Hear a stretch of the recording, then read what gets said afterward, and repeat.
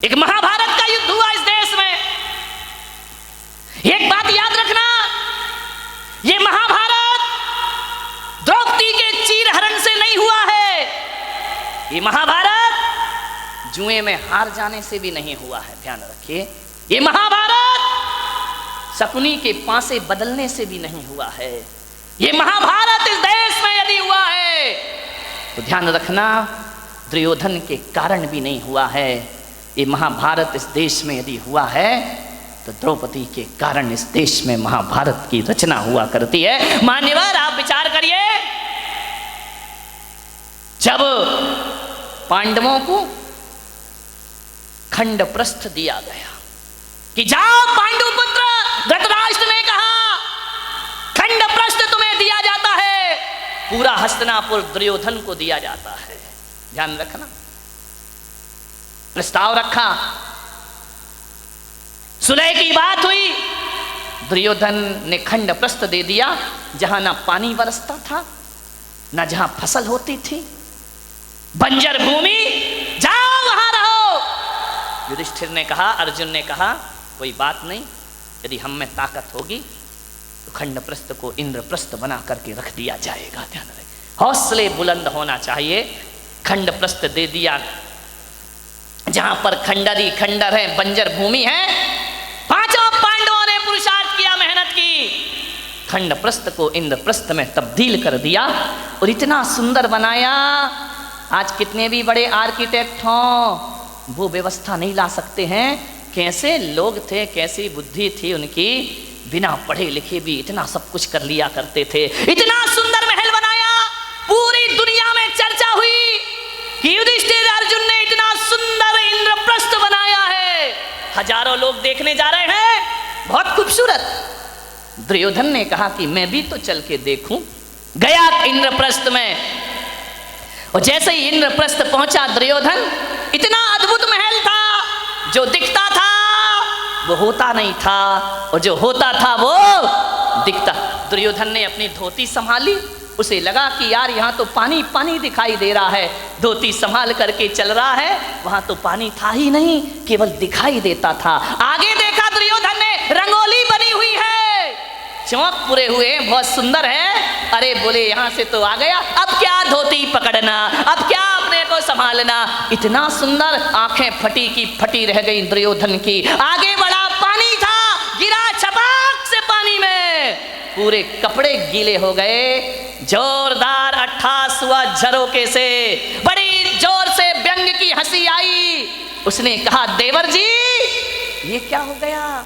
द्रौपदी की आवाज आई, गिर गए। अरे संभल के चलना सीखो देवर जी। पानी में गिरा हुआ दुर्योधन भीगा हुआ। द्रौपदी ने कहा, गिर गए ना, अब पता पड़ा कि इंद्रप्रस्थ क्या है और हस्तिनापुर क्या है। अरे तुम कैसे संभलोगे, अंधे का पुत्र अंधा ही होगा। बस यहां से महाभारत शुरू हो जाया करती है। द्रौपदी का चीरहरण महाभारत नहीं था, जुए में हारना महाभारत नहीं था। द्रौपदी का एक तीखा वचन कि अंधे का पुत्र अंधा ही होगा, बस इतनी सी वचन महाभारत की रचना करते हैं। ध्यान रखिए, उसी दिन दुर्योधन ने कसम खा ली कि आज जो अपमान तूने मेरा किया है, आज जो भरी सभा में तूने मेरा उपहास किया है, ठहर जा, एक दिन भरी सभा में तुझे नग्न नहीं किया तो मेरा नाम भी दुर्योधन नहीं होना चाहिए। इतनी सी बात ध्यान रखना। शब्द को संभाल के बोलिए, शब्द संभाल के बोलिए, शब्द के हाथ ना पाओ। ध्यान रखिए, एक वाणी जीवन को तबाह कर देती है। अपमान किसी का मत करो। ध्यान रखना, बड़ा आदमी तो छोड़ो, छोटा सा तिनका का भी अपमान मत करना, वरना कितने भी बड़े योद्धा बन जाओ, एक तिनका आंख में चला जाए तो सारा युद्ध धरा रह जाया करता है। ध्यान रखिए, वाणी अच्छी बोलिए, किसी को अपमानित मत करिए। एक तीखे वचन ने, एक कटु वचन ने महाभारत की रचना कर दी। ध्यान रखिए, मीठा बोलो, अच्छा बोलो, विपत्तियों को आमंत्रण मत दो, मुसीबत को आमंत्रण मत दो। एक तीखा वचन हजार विपत्तियों को लेकर अपने साथ आया करता है। ध्यान रखिए, बोलो तो बोलो सदा मीठे वचन। ध्यान रखिए, जो काम शक्ति से नहीं होते, वो काम मिठास से हो जाया करते हैं। खुदा को भी पसंद नहीं शक्ति जुबान में, खुदा को भी पसंद नहीं शक्ति जुबान में, इसीलिए नहीं दी हड्डी जुबान में। ध्यान रखिए, पूरे शरीर में हड्डियां हैं, जुबान में हड्डी नहीं है, क्योंकि शक्ति पसंद नहीं करता वो ईश्वर। जुबान तो मुलायम होती है ना, ध्यान रखिए। जुबान जितनी मुलायम है, वचन उससे ज्यादा मुलायम होना चाहिए। एक बात याद रखना, जुबान में हड्डी तो बिल्कुल नहीं होती, एक भी हड्डी नहीं है जुबान में। लेकिन एक बात याद रखना बारामती वालों, उसमें हड्डी तो एक भी नहीं होती है, लेकिन ताकत इतनी है कि सारी हड्डियां तोड़वा के रख देगी। ध्यान रखना, एक भी हड्डी नहीं बचेगी। यदि वो अपनी पे आ गई तो सारी हड्डियां तोड़वा देगी तुम्हारी। बहुत महत्वपूर्ण है जुबान का, ध्यान रखना। आंख एक है, आंख दो है, काम एक है।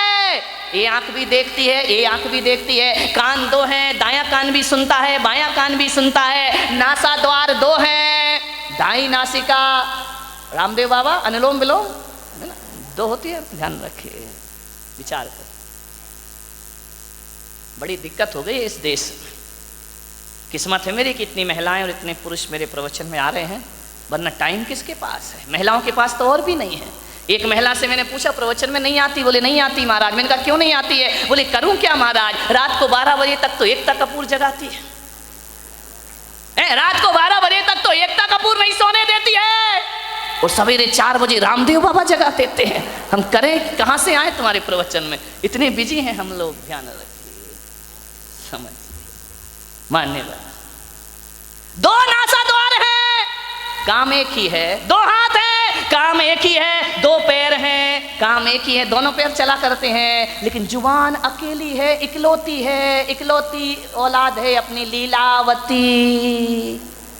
साली लीला यही कराती है, यही रास लीला करा दे, यही राम लीला करा दे। लीलावती का सावधान इस लीलावती से। 2 अंगुल की जुबान 5 फीट के शरीर का सत्यानाश करा सकती है। ध्यान रखिए, ये जो लीलावती बैठी है ना, इस पे कंट्रोल रखो, कंट्रोल कंट्रोल। ध्यान रखिए, ये जो लीलावती है बहुत नटखट काम करती है। पूरे शरीर में अकेली है, इकलौती औलाद है इस मुंह की। लेकिन एक बात ध्यान रखना, ये जो लीलावती है ना, है तो अकेली, काम डबल करती है। ध्यान रखना, एक चखना और एक बकना। ध्यान रखिए, जो 2 हैं वो एक काम करते, जो अकेली है वो ये चखती भी है। और मीठा खाना याद रहा, पर मीठा बोलना भूल गए। ध्यान रखिए, एक तोता तीखा तीखा खाता है,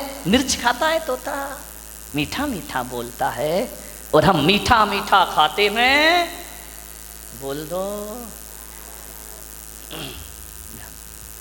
तीखा तीखा बोलते हैं हमें जुबान से। जुबान को संभाल के रखो, वाणी सुंदर बनाओ। एक कितनी भी सुंदर महिला हो, खूबसूरत महिला हो, आसमान से उतरी हुई परी हो, ध्यान रखना, आप सोचते हो ना कि थोड़ी सी लिपस्टिक से हम बड़े अट्रैक्टिव लगेंगे। नहीं नहीं, कौन बोला महाराज हमारे पीछे क्यों पड़े हो तुम? ध्यान रख, लिपस्टिक लगा के आप सोचते कि हम सुंदर हो गए हैं। मैं आपसे निवेदन करता हूं, ओंठ कितने भी सुंदर बना लो, कितने भी लिपस्टिक लगा लो, कितने भी पतले ओंठ हो जाएं तुम्हारे, कितने भी गुलाबी ओंठ हो जाएं, लेकिन वाणी कड़वी हो तो बताइए आपका सौंदर्य कितनी देर टिकने वाला है? ओंठों का सौंदर्य ज़्यादा नहीं टिका करता है। मुझे तो समझ नहीं आता है, ये महिलाएं लिपस्टिक लगा के अपने को सुंदर समझती हैं, आदमी तो लिपस्टिक नहीं लगाता ना। नहीं, बारामती का मुझे पता, लगाते हो क्या? नहीं लगाते ना। एक बात बताओ, ये सोचती है लिपस्टिक से सुंदरता बढ़ती है, तो लिपस्टिक लगा के सुंदर दिखने वाली देवी हो, बिना लिपस्टिक वाले पे क्यों मरती हो? फैसला करो, फैसला। ये तो लिपस्टिक जान इन पे ही देती हैं लोग। ध्यान रखिए, इसका मतलब है लिपस्टिक कितनी भी अच्छी हो, चेहरे की सुंदरता कितनी देर की? आधे घंटे। एक बात बताओ, एक सुंदर चेहरे को एक बार देखोगे, 2 बार देखोगे, 3 बार देखोगे, बार बार देखोगे, उस चेहरे से भी जी भर जाएगा। ध्यान रखिए, ध्यान रखना। ज्यादा सुंदर चेहरा कितने दिन अच्छा लगेगा? 1 साल 2 साल। कितनी भी सुंदर पत्नी ले आओ बेटा, साल भर बाद तो वही हालत है कि वो बड़बड़ा रही है, अपन चुपचाप सुन रहे हैं बैठ करके। खाना खाएगी तभी बोलेगी। ध्यान रखना, ये आदमियों की जिंदगी इसी में। बेचारे हर थके हुए हारे हुए तो आते हैं दुकान से, वो जैसे ही आया और इनकी रामायण शुरू हो जाया करती है। देवरानी ने ये कहा, जिठानी ने वो कहा, तेरी अम्मा ने एक परसते भी जा रही है। महिलाओं से निवेदन है, जब पति घर में आए तो उसकी थाली में रोटी परोसो। रोटी दिन भर की किचकिच मत परोसो उसकी थाली में, वरना थाली फेंक करके इतना परेशान। उसी समय मैंने एक महिला से बोला, खाते समय क्यों बोलती हो? बोले खाते समय तो वो चुपचाप सुनता है, मुंह में रोटी रहती है, सुनते रहता है। अपन बोलते जाओ, देवी बोलते जा रही, बोलते जा रही, बोलते जा रही है, वो बेचारा खाते जा रहा, खाते जा रहा। क्या करे, इधर सुने या इधर सुने, खा रहा। ऐसी हालत है जैसे सड़क के किनारे भुट्टा सिकता है ना, भुट्टे नहीं सेकते रहते, वो एक हाथ से हवा करते जा रहा, भुट्टा सिकते जा रहा, हवा करते जा रहा, भुट्टा सिकते जा रहा, रोटी पटकते जा रही, भुट्टा सिकते जा रहा, सिकते जा रहा, सिक गया भुट्टा। क्या रोटी खाए बेचारा। ध्यान रखो, खाते समय तो कहा है कुत्ते को भी परेशान। ये तो फिर क्या बोली, इतनी तेज है बारामती की महिलाएं, इतनी तेज, इतनी तेज, इतनी तेज कि एक दिन 2 पति पत्नी बाजार गए। पति ने पत्नी से कहा, तू कहे फैशन है, तू कहे तो एक कुत्ता खरीद लें। पत्नी ने ऊपर से नीचे तक देखा, बोली क्या जरूरत है? बोली जब से तुम मिले हो। कौन बोला हर तमन्ना पूरी हो गई मेरी? ध्यान रखिए, मान। एक बच्चा रो रहा था, बहुत जोरों से रो रहा था। पत्नी ने कहा, देख भी नहीं सकते हो, बच्चा रो रहा है, मैं खाना बना रही हूं। तो बोले पहले सुन तो ले, काय के लिए रो रहा है? अरे बोले जो भी रो रहा कर दो पूरा। बोले नहीं पहले सुन। बोले क्या? ये रो रहा है कि मुझे गधे पे बैठना है। तो पत्नी ने कहा, कंधे पे बिठा के 3 चक्कर नहीं लगा सकते क्या? कुछ लोगों को घर जाके समझ में आएगा। ध्यान रखिए। एक बार यही दुर्घटना घट गई।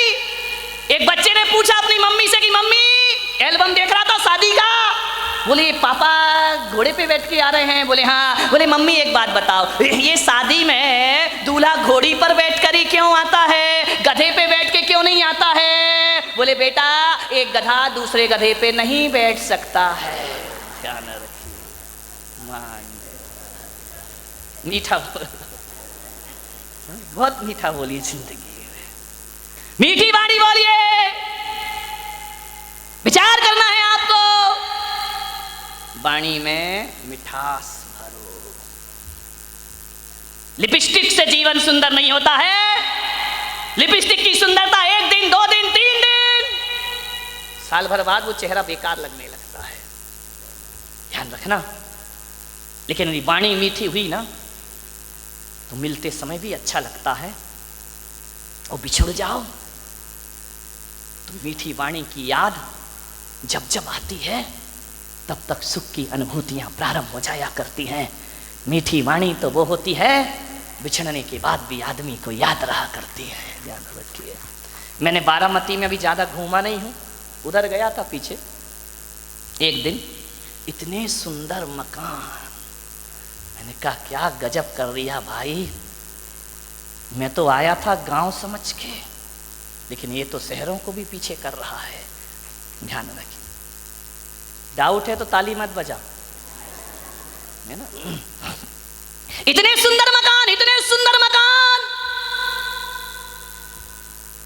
इतने खूबसूरत फर्नीचर लगा है मकानों में, विदेशी टाइल लगे हुए हैं। ध्यान रखना, इतनी सुंदर डिजाइन है, महंगा फर्नीचर, महंगी कार खड़ी है दरवाजे के बाहर, विदेश से पर्दे मंगा के लगाए गए हैं, एक से एक सीनरी लगी हुई है, खूबसूरत संगमरमर लगा हुआ है, इतना सुंदर कि उसमें अपना चेहरा दिखाई दे जाए।